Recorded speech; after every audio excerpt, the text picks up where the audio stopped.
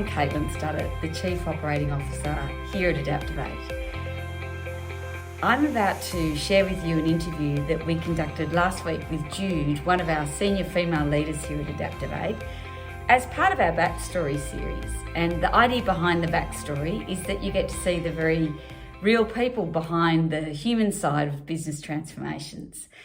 To celebrate International Women's Day, Jude and I sat down and had a conversation about her and what's important to her, females that have inspired her, and the things that she loves about business transformations and advice she'd even give herself as a younger 10-year-old. So sit back and enjoy with a cup of tea in hand or coffee.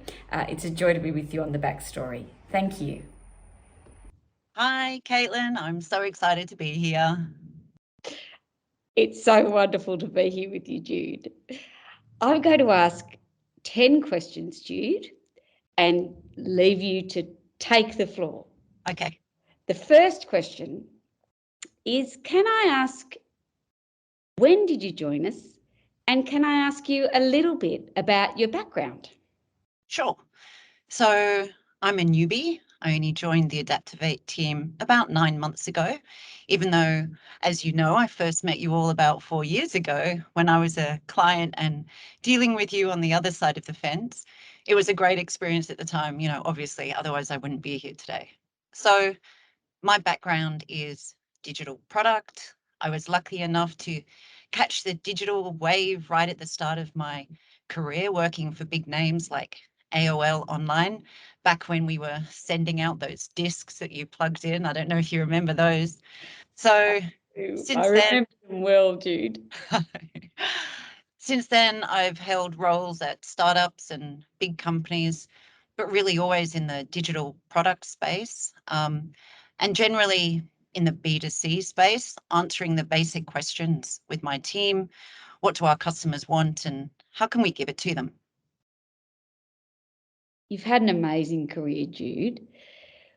You mentioned that we met previously. Were you looking for a new career direction when you joined us? Good question. I have to say, it wasn't really something I'd considered until about a year ago. And the reason it sort of appealed and why I started to consider it, well, firstly, I had worked with you guys and I liked you. That's super basic, I know, but it's actually quite important to me. And also from a career perspective, over the years, I've kind of gained experience in all types of things, whether that's strategy or people management or problem solving. And I knew, or at least I assumed, that if I joined ADAPTOVATE, I'd have the chance to use all of them. And it feels, and I think I kind of am, and it feels good to kind of use everything in my toolbox. But I have to say I'm still learning a lot. I'm still putting things and new things in my toolbox because every day is a school day at ADAPTOVATE. And I guess at the heart of it, product management, which is where I've come from, is actually really similar to consulting. We come in, we use data and insights to really understand and diagnose the problem and the pain points, and then come up with like solutions to solve and improve the situation. Jude, we're learning from you. It's remarkable to have you as part of our team. And I remember even when we were working together 4 years ago that I was learning from you then as well as now. And I think that's something brilliant about consulting, is that when we're a partnership with our client, we both learn. And ideally, everybody's capability shifts and the outcome is achieved through that true collaboration. So what I cherished when we worked together 4 years ago is something I still hold really dearly now. So it's a real privilege to be working alongside you again, Jude. Would you say that your previous experience and career has really helped define where you are now? Would you have done anything differently, or do you feel comfy with how it's all turned out? I think, I have no regrets at all. In fact, I feel incredibly grateful and fortunate to have been involved in the digital space, right from when it was kicking off, to have front row seats to one of the most impactful revolutions in history right from the start has just been absolutely phenomenal. You know, the digital revolution has been going, well, depending on who you speak to, has been going since, you know, 1993 or 1994, and it's just accelerating, showing no signs of stopping at all. And so the opportunities and the pathways that being that close to digital has given me has just been phenomenal. And I'm interested in all of it. Even now, I love data. I'd love to get more into the data world. It's, you know, the lifeblood of everything. I'm still really passionate about customer and design and thinking, because when it's done right, it's actually a no-brainer for the customer and the business. Like, why wouldn't you do things that way? And really, from a career perspective, you know, I studied maths at university, so I'm a bit of a nerd.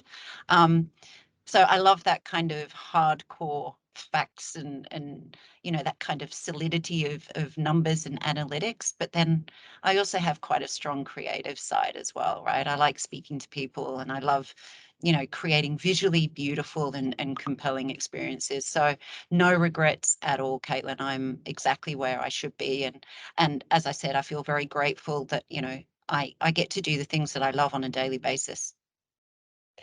Jude, I love how you speak there about pace and about change and about opportunity that you've had career-wise. How do you balance what is so integral for you? You talked about solidity and fact-based, and yet you love the personal connection as well. One of the questions we ask everyone in the backstory is, how do you balance your work life with your real life? You've got a beautiful family. It's obviously very important to you. Tell us a little bit about your integration of work and life outside of ADAPTOVATE. Okay, this is an interesting question. Um, I'm not sure I'm going to give the most PC answer here, right? So I enjoy my work, as I've already said. So I've never really felt resentful for putting in the extra hours when it's needed. And the reality is even though I'd love to believe it, I'm not sure that jobs exist which are strictly 9 to 5, and yet would, you know, provide all of the challenges that I enjoy. I think it just goes with the territory. So I think the thing that's really needed is an employer that actually gets that trade-off, doesn't take you for granted, or doesn't take your sacrifices for granted, and is actually really proactive in giving that time back when they can, right? Um, so that's my sense on whether that, you know, unicorn of 9 to 5, you know, challenging, interesting role exists.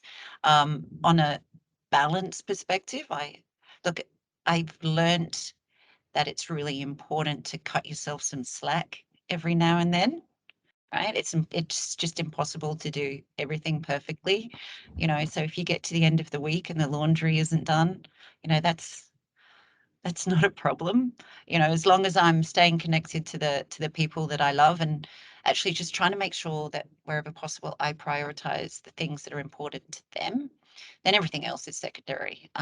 But I don't always get it right though, Caitlin. Absolutely not. Jude, you and I both. I firmly believe that chicken nuggets are nutritious. I still hold firm to that belief. And I think what we share is this great understanding that with challenge comes growth. And for me, I never have good balance, as it's suggested here in the question. I sometimes have enormous imbalance, but I also have great joy, and you aspire to exactly the same things, that you know what's right for the client as it's demanded, and you somehow also always know what's right for your real life, i.e. your home life. So you have my great admiration, Jude. Thank you. I think it's it doesn't have to be balanced. It doesn't have to be balanced daily, in so much the fact that that's that concept of 9 to 5. As long as it comes out balance over a month or over a year, that's still balance for me. I agree. So, Jude, the next question is a little easier, you'll be pleased to know. And it's all about remote working. I'm wondering whether we might have written this at the start of COVID-19, but it's a question relating to your work office desk setup. I currently have some Mortine beside me. I also have my dog sitting at my feet. The question here is, how is your work set up? Is it organised or chaos? Do you have any top tips that you want to share, Jude, in this forum? Well, firstly, can I just congratulate you on your beautiful ceiling, Caitlin, behind you. So it looks like you have a beautiful office set up at home with a chandelier and a beautiful ceiling. With a couple of flies that hover around uninvited. Yeah, the uninvited guests of COVID, I think, have been the thing that have given me the most joy, right? The chaos that, that happens when kids come back from school, or the cat starts begging for food halfway through a meeting. And I think the most beautiful thing about COVID has been the fact that it has humanized all of us, even in the business world. No one can pretend now that these things don't exist. And in fact, it's my favorite part of meetings, right? When kids crash meetings, or, pets crash the calls, it just reminds us all that we're human, and what's important. So my desk is, I would say, it was okay. At the start of the pandemic, I was at the dining table and my husband was at the main desk, and he knew more about my job than I did. And his colleagues, could hear me talking and would often ask me for advice and vice versa, and it just didn't work. So carving out a spot in a separate room, and now I'm all set up. From a top tip perspective, you need three things: a good chair, a deep desk, and a secondary monitor. That's it, right? Like, Amazing. Amazing. And strong coffee, Jude? Strong coffee. yes. Strong Yes. coffee. 2 strong coffees in the morning, back to back. Back to back. So the next question is, what does success mean to you personally? Working with good people, doing good work, and having a good life with my family and friends, and eating good food. I know that was a short answer. Is that enough? Brilliant. Truly brilliant. And there's my dog just joining in, chiming in, just to confirm that that was an excellent answer. Oh, he's sneezing, in fact. Thank you, Tessa. So, Jude, the next question is, you've time travelled back to your 10-year-old self. What advice would you give? Putting aside the advice around never wearing blue eyeshadow, I'd probably say, really, the secret to happiness is doing what you love. You've heard people say, should you work on your weaknesses or focus on your strengths? Really, life's too short to spend all your time focusing on the stuff you can't do. My suggestion would be focus on what you love, focus on your strengths. It's much more rewarding.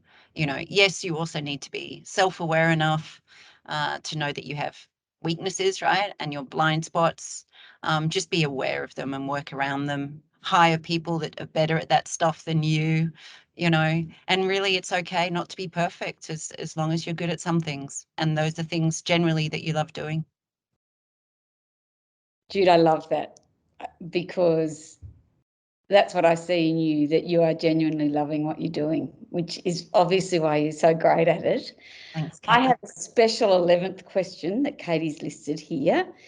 Katie's our colleague who prepares this. Oh, hang on one sec, Jude. I'm just going to put myself on mute so that I can move my large Labrador out of the room. I want to see your large Labrador, Caitlin. She's fighting with the puppy. Hang on.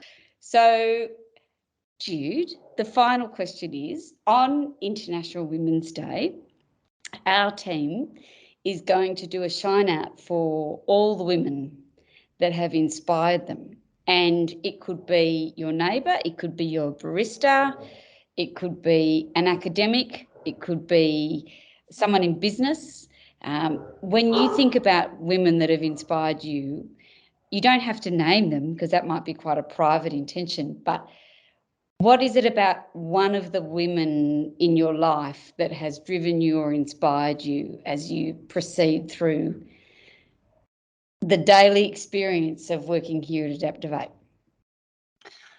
Okay, that's a question that I'd love to have a really smart, educated answer to, with some obscure academic that everyone would be super impressed by. It's actually not. And it's going to sound really cheesy, but my female inspiration has to be my mum.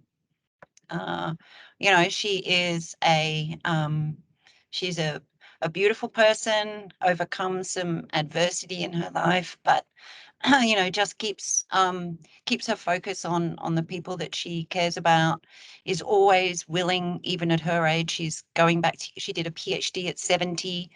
So she's always looking for new things, climbs into topics like world peace and sustainability with gusto. And no, I find her a very big inspiration.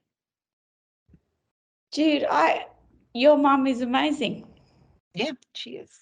And she must feel nothing but pride.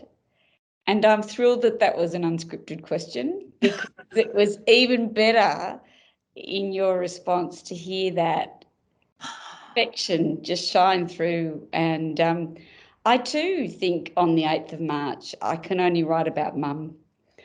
And I just think she's done so many things that I'll never do. And I've had so many extraordinary opportunities, but in her own way, mum has just had to forge a path that would be beyond me. And when I hear about your mum studying at 70, I find myself thinking, let's do that. Let's still be talking at 70 when we're studying. Yeah, I might take up Python or a data language when I'm 70. I think that would be cool. That would be so cool. I did fail a few subjects at uni, so maybe I mightn't take up Python, but I'll come to the same uni and study something instead. I think that's a great. And just one last comment on my mum. Yes, she's an inspiration for other reasons, but she also put up with me in my teenage years. So She deserves a medal. she deserves a medal. She deserves two. Jude, thank you. I have loved our backstory conversation, and I'm not sure if they'll be able to edit much of this for Worth, but gosh, I've learned so much and I've loved every second of it. So thank you so much for your time. It's a joy to be with you, and it's a joy for us to all learn more about the people behind the transformations here at ADAPTOVATE, who work so hard and do so much to inspire so many in such a privileged position as ours. So thanks again, Jude. It was a real thrill to be joined by you today. Thanks, Caitlin. It was a real pleasure to be here, as always. Now show me the puppy.